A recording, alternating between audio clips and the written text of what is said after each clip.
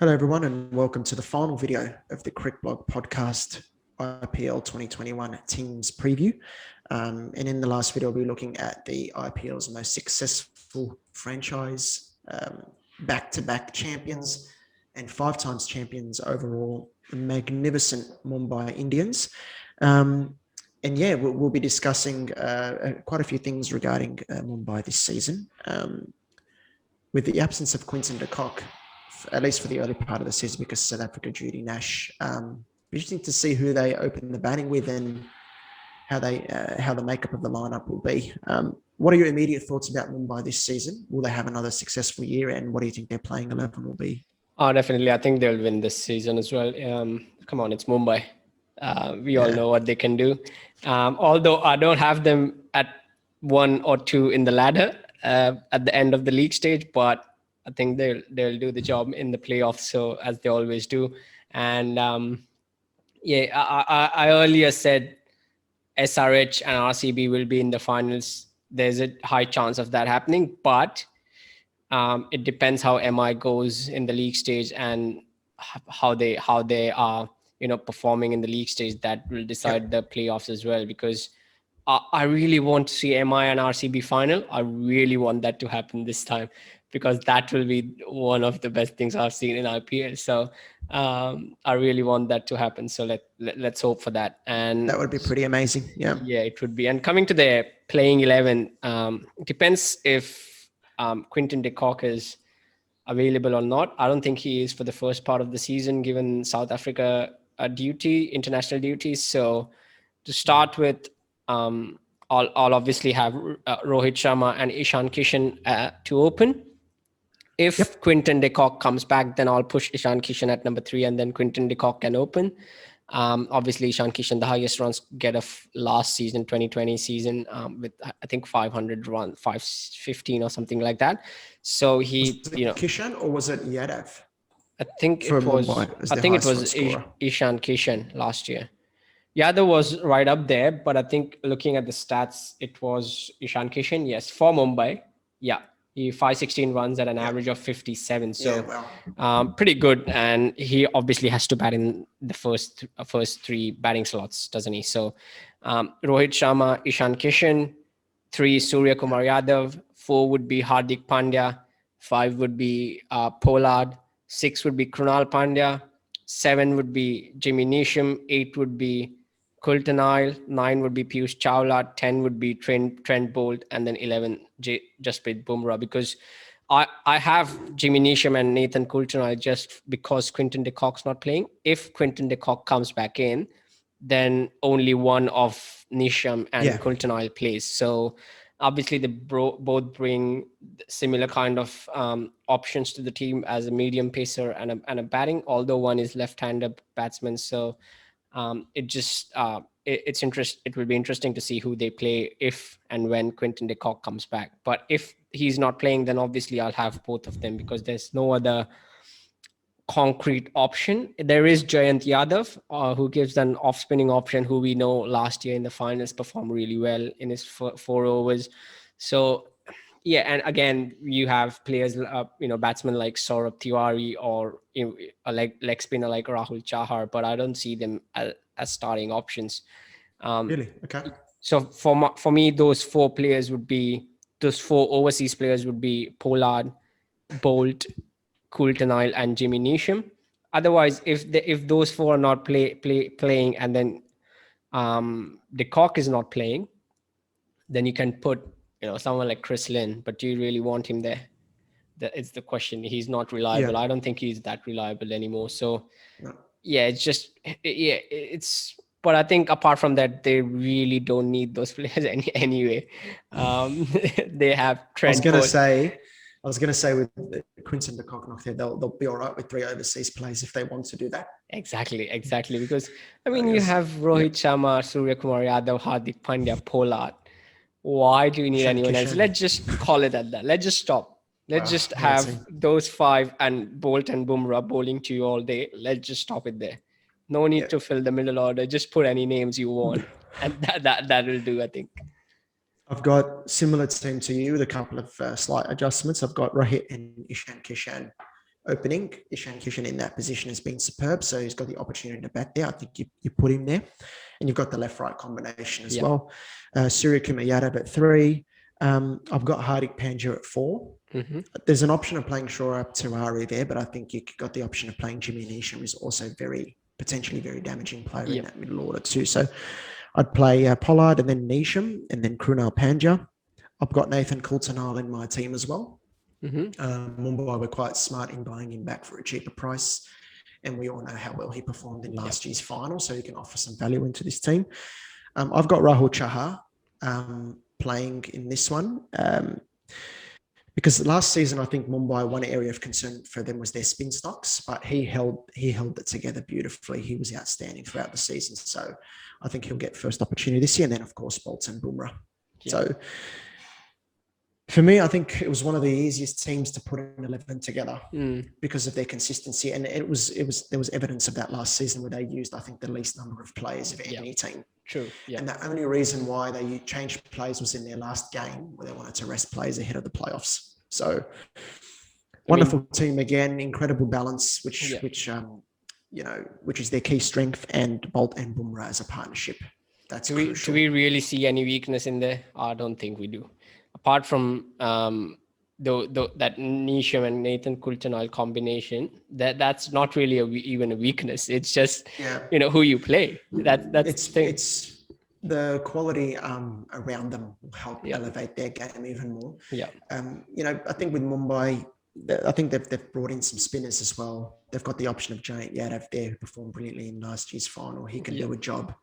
Piyush Chawla is there, even though he was struggling last season. He can provide value in this team. Yes. And then they've also got other players like Adam Milne, who's a very smart pickup who can provide value. Marco Jansen, the young South African left-arm seam bowler who can come in anytime throughout the year as well. Arjun Tendulkar, who knows, he'll probably get a chance throughout the year as well. They've just got so many options, and it's just so good to see. Dhawal Kulkarni is one as well. Yeah, absolutely. So and it's really interesting because I think Mumbai Indians are quite there to create that dynasty. Well, they've already won it 5 times, but I think from this time around, they can really nail it in and create that dominance in the IPL that, the only team that comes to mind was Manchester United back in the 90s and 2000s that created that kind of dynasty, winning Premier Leagues right, left and center, winning cups everywhere. So it's that kind of a dynasty that Mumbai Indians really can create going forward. And I think they are pretty well on track to do that. So that's probably their strength. And another strength I would say is just their 11. I mean, what do you really have to say about 11. that? Yeah, just the 11. Yeah, just whole 11. I think one thing that fans might point to is the tendency for Mumbai to have a poor season in between somewhere. But they broke that trend last season, right? Where they won the title and then won it again. That's why I have them at number 3 in the ladder, at third in the ladder at the end of the league stage. That's the only reason why I have them down and not at first. So. And you obviously have them at first? Yeah, I've got them at first because I think this year it's a T20 World Cup year, and I think there's extra motivation for a lot of their players to perform even better. Yeah. Like for me, Ishan Kishan and Surya Kumar Yadav, they've had a taste of international cricket now. They're going to be even more motivated. So it's more, of course, winning the IPL title is the pinnacle, but what you also got to consider is there's going to be players really looking to put their names in front of the selectors and have a massive tournament for their own personal gains as well. Yeah. That even applies to some of the international players, like someone like Nathan Coulter-Nile will want to be on the radar of Australian selectors. Yeah. And Trent Bowl and Bumrah, they want to hit their straps straight away too and make sure that they continue to perform brilliantly as well. So there's going to be those individual motivations as well. It's a hungry side. When you look at the team, it's a hungry team. I mean, no disrespect to any other team. I'm not saying any other players are not hungry, but this team, you look at it, Ishan Kishan and, as you said, Surya Kumar Yadav have had that taste of international cricket, and now they want to be there. They want to dominate international cricket as well. So they will be motivated and they'll be hungry to get those runs. So they'll be hungry to do it for their team. So it's really exciting. And because I support Mumbai Indians, I love what they've done with their franchise over the last few years. So, and how do you keep someone like Pollard out? Because I know he might, he might be absent for a few games, but when he shows up, he does a brilliant job. So it's when you need him as well. Like he'll really produce a big knock for you. And he's got the ability to, turn an impossible situation into a very possible one for your team as well. So you've got that ability down the order. He's always there, either with the ball, bat, or in the field. He'll get you a brilliant catch somewhere, brilliant run out, or even, start 8 ball 25 or 8 ball 20, that sort of innings. And I think that's his job. That will do it for the team. Yep. So it's really key. Yep. I can't speak highly enough of this team. And it's incredible when you've got a player and captain like Rohit Sharma, who was out for some part of last season with an injury. Kieron Pollard leads the side, and it feels like nothing changed. Exactly. And I think obviously I have them winning the IPL this season as well. I don't know if they're winning it as well. Yeah, I don't know if that's a bit too overconfident, but I mean, how can you not be with MI and with that team? So I think they'll win this season easily. Yep, and I think Rohit's leadership as well has been a massive plus for them over the years, and we saw that in last year's final where Shreyas Iyer and Rishabh Pant were looking to turn things back in Delhi's favour there in the final, but Mumbai always remained calm, and I think that comes down from the leadership. They've got a clear strategy, a clear plan. I think they're going to be very, very hard to beat again this year.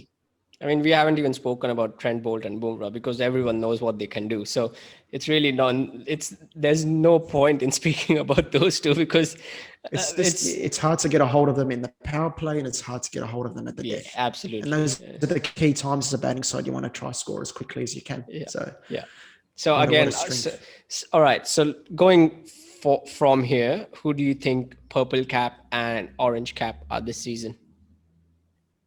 I think orange cap, I really like David Warner.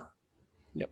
KL Rahul will be right up there as a contender. I'm still putting my final predictions together, but I'm thinking David Warner and Kagisa Rabada will get the purple cap. I think this season I'm going Bumrah for the purple cap, and I really want to say Rohit Sharma for the orange cap, but I know he hasn't done. I don't think he has done it before. I don't think he has. I really want to say either Rohit Sharma or Virat Kohli for the purple cap. I think Virat Kohli, I was about to say, is also a very, very good chance of doing it, particularly if he opens. Yeah. So to finalize one player, I'll go Virat Kohli. Good pick. Good pick. So guys, thank you so much for tuning in to our series of team previews for the CricBlog Podcast. Nash and I are very much looking forward to the IPL and seeing if our predictions turn out to be true or not.